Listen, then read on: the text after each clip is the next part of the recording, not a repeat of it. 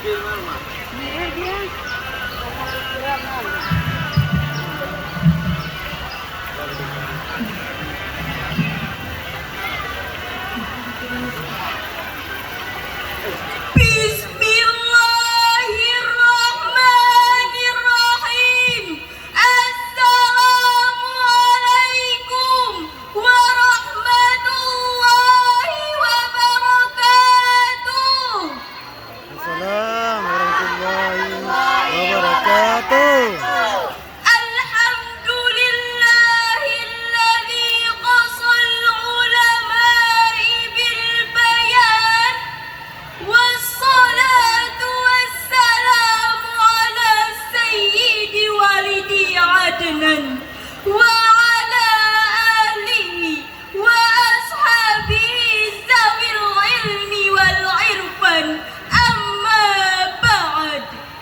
Dewan Hakim yang arif dan bijaksana, hadirin sebangsa dan setanah air yang kami banggakan, Profesor Dr. Amin Rais, seorang tokoh reformasi Indonesia, pernah mengungkapkan bahwa Islam saat ini, terutama di Indonesia, adalah umat Islam yang paling tertinggal, yang paling terbodoh, paling terbelakang jika dibandingkan dengan umat-umat Islam lainnya di dunia. Dr. Yusuf Al-Qardawi dalam bukunya Muskilatul Fakri wa Kaifa A'la Jahlil Islam mengungkapkan Islam saat ini sedang menghadapi masalah besar lagi mendasar, yakni tengah berada dalam kondisi kemiskinan dan kebodohan. Profesor Dr. Nurholis Majid pun menegaskan Islam memiliki ajaran visioner dan revolusioner, tetapi anehnya kondisi bangsa Indonesia saat ini betul-betul dicengkram oleh gurita kemiskinan dan kebodohan. Nampaknya hadirin, kalimat tersebut bukan hanya mengumbar kata tanpa fakta, karena menurut de jure dan de facto kita tertinggal oleh Amerika yang kapitalis, kita terbelakang oleh Cina yang komunis, kita jauh berada di belakang Jepang yang budi historis. Nampaknya hadirin, kita akan menjadi sebuah bangsa yang memiliki jiwa pengemis, berbentang apatis, berwatak iblis, pikirannya kotor, sifatnya diktator, jiwanya kendor, mentalnya molor, kerjanya hanya melihat goyang ngebor dan goyang pargoy. Demikianlah hadirin, akibat dari rendahnya sumber daya manusia yang berdampak langsung terhadap Indonesia. Oleh karena itu, maka tergugahlah hati kami bertiga akan membawakan syarahan Al-Quran yang bertajuk Konsep Pendidikan Berbasis Al-Quran. Sebagai rujukan, mari kita dengarkan firman Allah di dalam Al-Quran, surah Al-Mujadalah ayat 11 yang akan dilantunkan oleh qari'ah kami berikut ini. A'udzu billahi minasy syaithanir rajim. Bismillahirrahmanirrahim.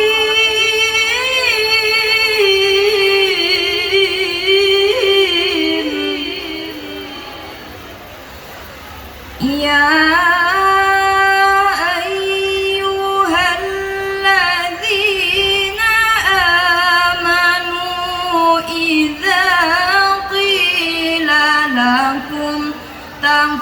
tafassahu fil majalis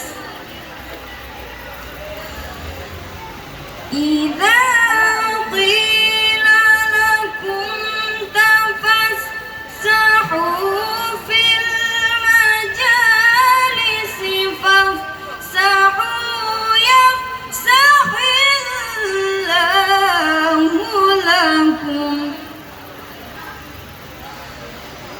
وإذا قيل انشزوا فانشزوا يرفع الله الذين آمنوا منكم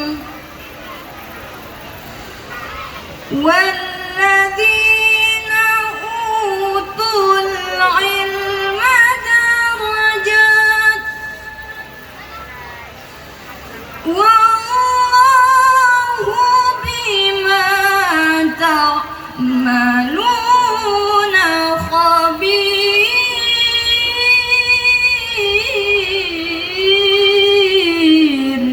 Hamba berlindung diri kepada Allah dari godaan syaitan yang terkutuk dengan menyebut nama Allah yang Maha Pengasih lagi Maha Penyayang.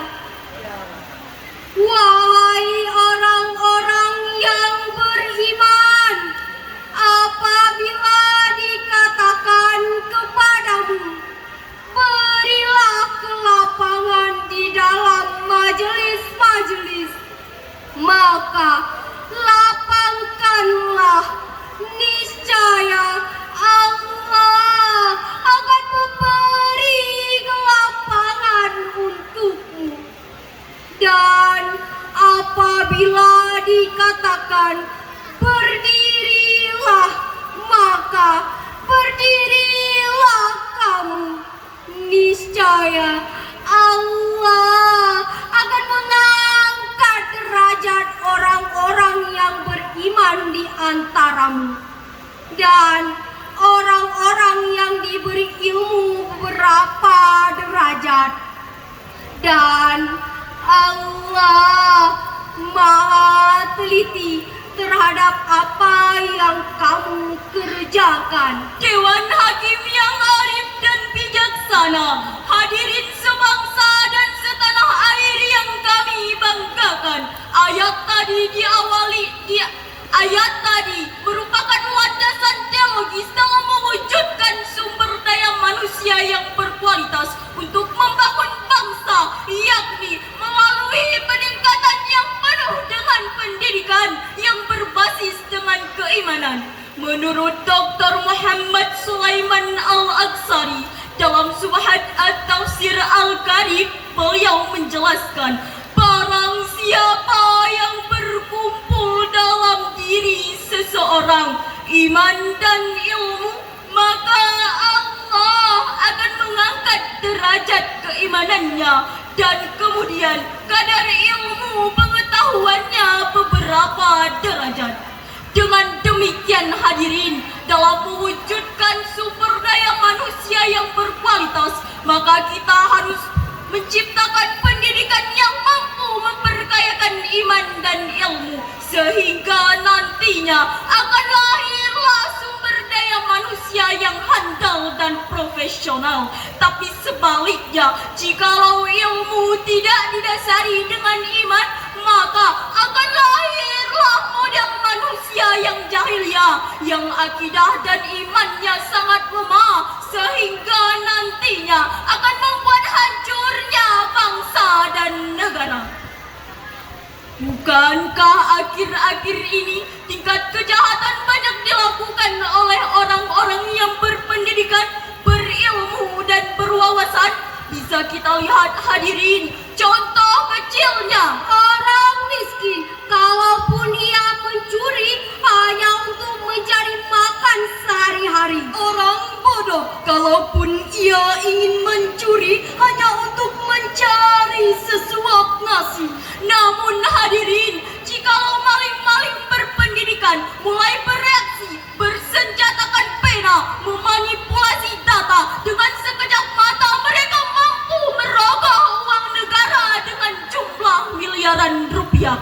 Bukankah saat ini kita dibikin bingung hadirin, siapa yang sebenarnya yang maling? Polisi kena jaksa kena, hakim kena, pengacara kena, bahkan KPK-nya pun ikut kena.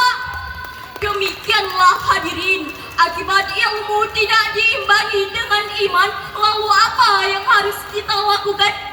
Sebagai jawabannya, mari kita renungkan firman Allah di dalam Al-Quran, surah At-Taubah ayat 105 berikut ini. وَقُلْ اعْمَلُوا فَسَيَرَى عَمَلَكُمْ وَرَسُولُهُ وَالْمُؤْمِنُونَ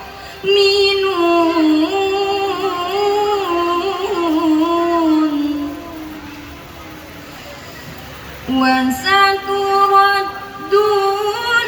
إِلَى عَالِمِ الْغَيْبِ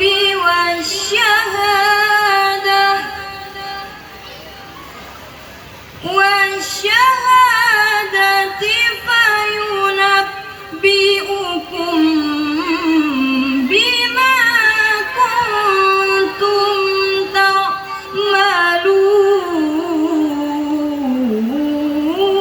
تعملون والشهادة فينبئكم بما كنتم تعملون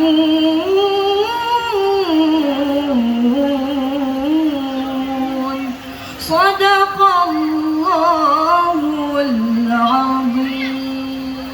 Dan katakanlah, bekerjalah kamu, maka Allah akan melihat pekerjaanmu.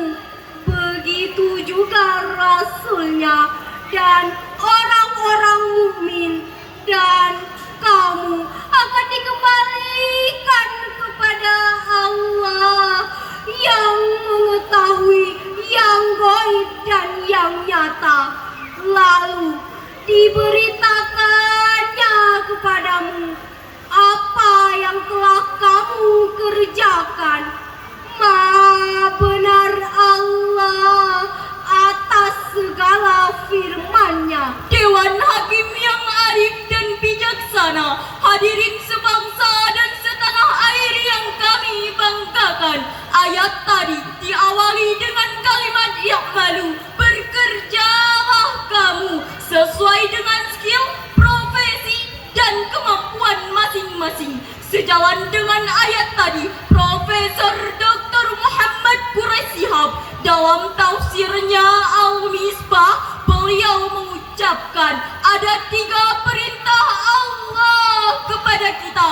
Yang pertama, untuk selalu memiliki mental baja, teruslah berusaha dan pantang menyerah. Yang kedua, kita harus pandai menggunakan waktu dengan sebaik-baiknya. Yang ketiga, kita sebagai umat manusia, jikalau ingin bekerja harus selalu bertawakal kepada Allah Subhanahu wa Ta'ala. Apabila hal tersebut hadirin sudah mampu kita terapkan dalam kehidupan berbangsa dan bernegara, maka akan lahirlah insan yang berkualitas yang dapat memajukan Indonesia menuju jalan yang lebih sejahtera. Bukankah sejarah telah membuktikan dengan kualitasnya yang tertinggi, lahirlah para pembesar-pembesar bangsa yang telah merubah dunia. Demikianlah yang dapat kami simpulkan, jika ingin mewujudkan sumber daya manusia yang berkualitas, maka kita harus memiliki ilmu yang berbasis pengetahuan dan iman. Apabila pengetahuan dan iman sudah berada dalam diri kita, maka sumber daya manusia akan maju menuju jalan yang lebih sejahtera. Dan akhirnya, sebagai penutup, cinta bukan sembarang cinta. Cinta ini sepenuh hati. Kitab Al-Quran teruslah dibaca, kitab dan suci bimbingan sejati.